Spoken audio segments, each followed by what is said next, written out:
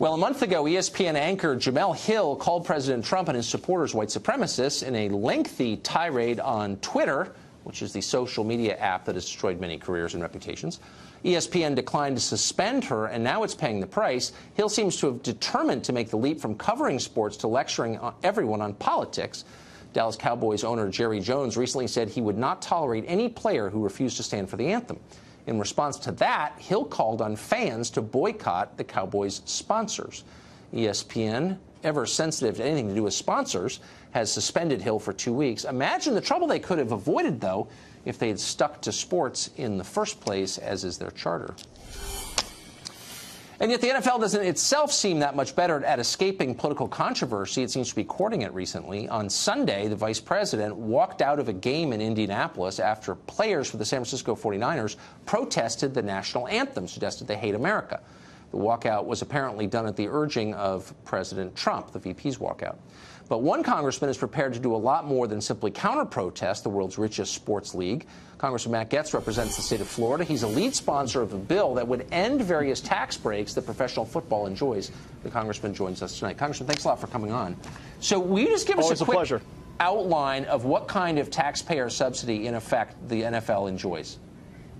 Sure. The current millionaires and billionaires associated with professional sports leagues, including the NFL, have a tax exemption. They don't have to pay taxes. So that's special treatment that's not afforded to just regular folks in my district or the small businesses on Main Street throughout America. It's my belief that if the Congress is serious about getting rid of the loopholes and special interest giveaways in the tax code in the coming weeks, an easy place to start is by not subsidizing and not giving special treatment to professional sports leagues, particularly when the NFL league office has embraced this unpatriotic behavior.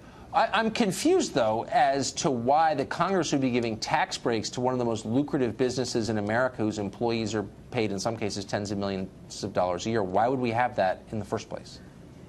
Well, Tucker, it's just more proof that the average American doesn't need a 70,000-page tax code. The tax code is littered with circumstances where special people and special interest and those with special access to members of Congress get treatment that everyday Americans don't get. That's why I'm proud that President Trump and Speaker Ryan want to have a tax code that's fair, simple, and works for all Americans. But it would seem ludicrous to leave in the tax code special treatment for professional sports leagues when they're not out there shutting down behavior that is not only unpatriotic, it's just an overgeneralized indictment. I mean, rather than taking a knee, we ought to see professional athletes taking a stand and actually supporting this country. Right. And if they've got grievances about specific policies, they should raise those with a solution in mind.